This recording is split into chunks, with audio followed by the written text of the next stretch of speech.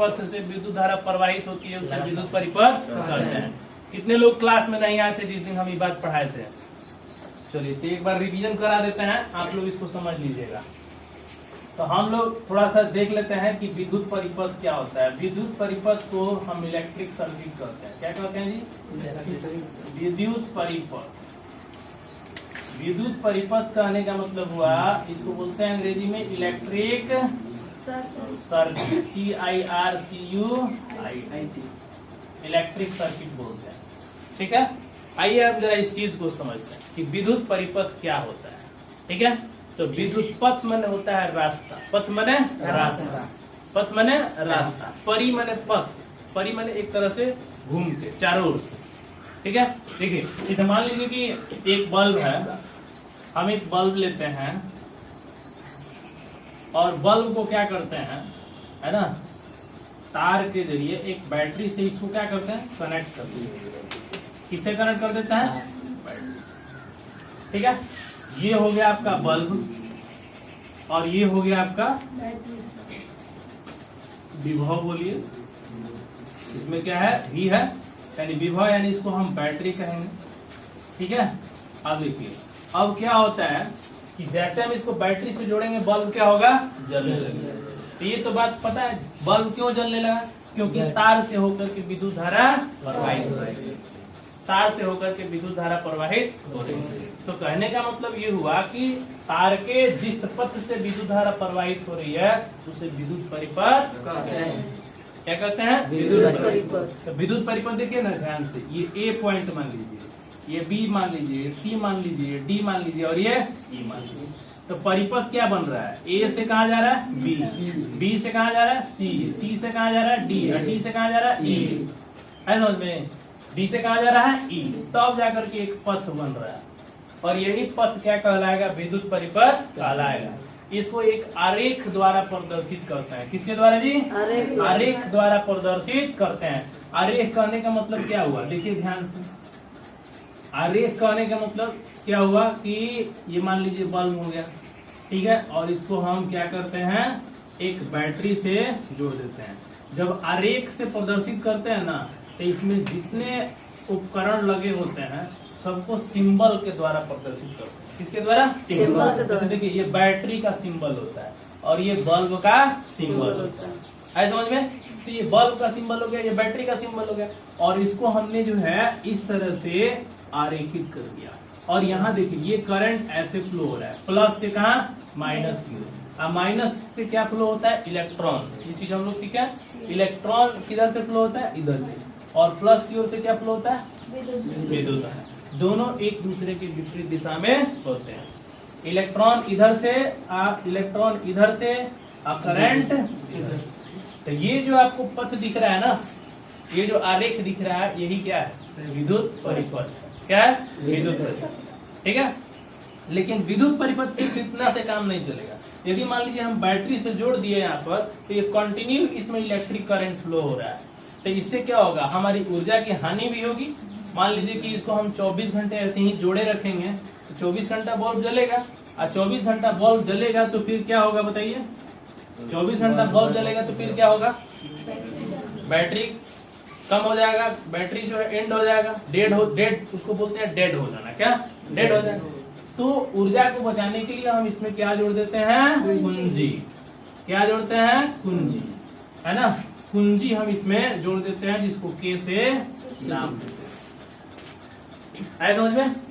तो अभी जो इस तरह का कुंजी आप जो देख रहे हैं, इस कुंजी का मतलब होता है कि जो पथ है ना वो क्लोज है। क्या है जी? क्लोज। क्लोज मतलब क्या है? बंद है। अब बंद है तो इसका मतलब ये हुआ विद्युत धारा प्रवाहित हो रही है। तो इसको हम कहते हैं बंद विद्युत परिपथ। क्या बोलते हैं? बंद विद्युत परिपथ इसको बोला जाता है। क्या बोलते हैं इसको? बंद विद्युत परिपथ इसको बोलते हैं। लेकिन मान लीजिए कि अब हमको बल्ब नहीं जलाना है, तो इसमें से हम क्या करेंगे? कुंजी को ओपन कर दें। क्या? ये कुंजी अभी ऐसे करने का मतलब क्लोज हो गया और जैसे ही हटा इसका मतलब क्या हो गया? कुंजी ओपन हो गया। ओपन होने का मतलब हो गया कि अब पथ जो है ना ये डिस्कनेक्ट हो गया। है, पथ जो है डिस्कनेक्ट हो गया। और जब डिस्कनेक्ट हो जाएगा तो इसको हम कौन सा परिपथ कहेंगे? खुला विद्युत परिपथ। तो विद्युत परिपथ जो है कितने तरह के होते हैं? 2 तरह के होते हैं, एक बंद विद्युत परिपथ होता है और एक खुला विद्युत परिपथ होता है। तो बंद विद्युत परिपथ और खुला विद्युत परिपथ किस पर निर्भर करता है? कि कुंजी पर। कुंजी को अंग्रेजी में हम स्विच कहते हैं। क्या कहते हैं जी? स्विच कहते हैं। स्विच पर निर्भर करता है। किस पर निर्भर करता है? स्विच पर निर्भर करता है। बात समझ में आया? किस पर निर्भर करता है? स्विच पर निर्भर करता है। तो मेन क्या है? स्विच है। स्विच को ऑन कर दीजिएगा, इसका मतलब क्या हो गया? क्लोज हो गया। स्विच को ऑफ कर दीजिएगा, इसका मतलब क्या हो गया? ओपन। है समझ में? इसके अलावा और भी हम सिंबलाइज इसमें कर देते हैं। जैसे मान लीजिए कि हमको ये बल्ब के अंदर कितना जो है विभवांतर लग रहा है, तो इसके लिए इसके पैरेलल में हम वोल्ट मीटर जोड़ देते हैं। क्या जोड़ते हैं? Volt meter. वोल्ट मीटर ऐसे जोड़ देते हैं। तो विद्युत परिपथ में हमने क्या लगा दिया? वोल्ट मीटर लगा दिया। है समझ में? विद्युत परिपथ में हमने क्या लगाया? वोल्ट मीटर लगा दिया। है समझ में? अच्छा, इसके अलावा और हम थोड़ा सा एक हम और इससे बड़ा विद्युत परिपथ देखते हैं, है ना? वास्तव में विद्युत परिपथ में क्या क्या लगा रहता है, ठीक है? तो विद्युत परिपथ में क्या क्या लगा रहता है, इस चीज को हम देख रहे हैं, ठीक है? विद्युत परिपथ में क्या क्या लगा रहता है। तो एक तो बात आपको पता चल गया कि हाँ इलेक्ट्रिकल अप्लायंस है। बल्ब की जगह और भी कुछ लग सकता है, फैन लग सकता है। तो इसको एक तरह से हम प्रतिरोध नाम दे देते हैं। क्या नाम देते हैं? प्रतिरोध। जिसको हम आर करते हैं, ठीक है? जिसको हम क्या कहते हैं? आर। और इसको किससे जोड़ देते हैं? बैटरी से। किससे? बैटरी कब कहेंगे? ये सिंबलाइज हो गया एक सेल का। ऐसे यदि हम सिंबलाइज कर रहे हैं ना, तो इसको हम सेल कहेंगे। क्या कहेंगे जी? सेल। ये सिंगल सेल है। फिर एक और यदि हम सपोज दैट मान लो जोड़ दिए, तो 2 सेल हो गया ना जी, और 2 सेल हो गया, तभी क्या कहलाएगा? बैटरी। और बैटरी किसको कहते हैं? सेलों के समूहन को बैटरी कहते हैं। बहुत सारा सेल हम मिला देंगे तो क्या बनेगा? बैटरी बनेगा। बहुत सारा सेल मिला देंगे तो क्या बनेगा? बैटरी बनेगा। तो ये सेल का रिप्रेजेंटेशन होगा। एक से ज्यादा लगा देंगे तब ये क्या कहलाएगा? बैटरी कहलाएगा। है समझ में? अब बैटरी से अब इसके जस्ट बाद यदि हम देखें, है ना, तो हम यहाँ पर कुंजी को लगा देते हैं। किसको? कुंजी को लगा देते हैं। समझ आ रहा है? किसको लगा देते हैं? कुंजी। ठीक है, कुंजी लगा दिए कि उसके बाद से इस प्रतिरोध के अंदर कितना विभवांतर जो है यूज हो रहा है, उसको हम वोल्ट मीटर से माप लेंगे। है समझ में? इसमें करंट फ्लो होगा कब? जब कुंजी क्लोज हो जाएगा तब। तो जब करंट क्लोज हमको चाहिए तो हमको अब देखना होगा कि कितना विद्युत धारा प्रवाहित हो रहा है, तो उसको मापने के लिए क्या लगाना पड़ेगा? एमीटर। और एमीटर को हम लगा देते हैं सीरीज में। किसमें लगा देते हैं जी? सीरीज में लगा देते हैं। तो क्या क्या लग रहा है? बैटरी लग रहा है, एमीटर लग रहा है, कुंजी लग रहा है, प्रतिरोध लग रहा है, वोल्टमीटर लग रहा है ना? तो ये जो आपको ये डायग्राम दिख रहा है ना, यही क्या है? विद्युत परिपथ है। समझ में? ये विद्युत परिपथ का आपको जो है एक आरेख रिप्रेजेंट किया गया है। विद्युत परिपथ का क्या रिप्रेजेंट किया गया है? आरेख रिप्रेजेंट किया गया है। समझ में? देखो, एक और रेजिस्टेंस, एक और प्रतिरोध होता है जिसको हम कहते हैं क्या? चेंजेबल होता है, वो वेरिएबल होता है। क्या? वेरिएबल प्रतिरोध उसको कहते हैं, है ना? वेरिएबल कहने का मतलब वो परिवर्तनशील होता है। जैसे ये देखो, ये परिवर्तनशील नहीं है। यदि इसको परिवर्तनशील हमको बनाना है, क्या बनाना है जी? परिवर्तनशील बनाना है, तो हम पता है क्या करेंगे? हम इसको ये जो तार है ना, इसको ले आकर ऐसे एरो से दिखा दें। एरो से कैसे? एरो से। अब ये क्या होगा? एरो कहने का मतलब ये आगे पीछे होगा। क्या होगा? आगे पीछे। यदि मान लीजिए कि इस तार को हम यहाँ लाके कनेक्ट कर दें, तो फिर प्रतिरोध का कोई यूज है? कोई यूज नहीं है। फिर प्रतिरोध का कोई यूज नहीं। और जैसे प्रतिरोध का कोई यूज नहीं है, इसका मतलब क्या हो गया ना? करंट एकदम धारा प्रवाह फ्लो होगा। ठीक है। और जैसे इसको पीछे करेंगे ना, यहाँ पर प्रतिरोध पर ला देंगे, ये करंट को क्या करेगा? रोकेगा। अभी हमने बताया प्रतिरोध क्या करता है? करंट को रोकता है। और करंट को रोकेगा तो करंट कम देगा।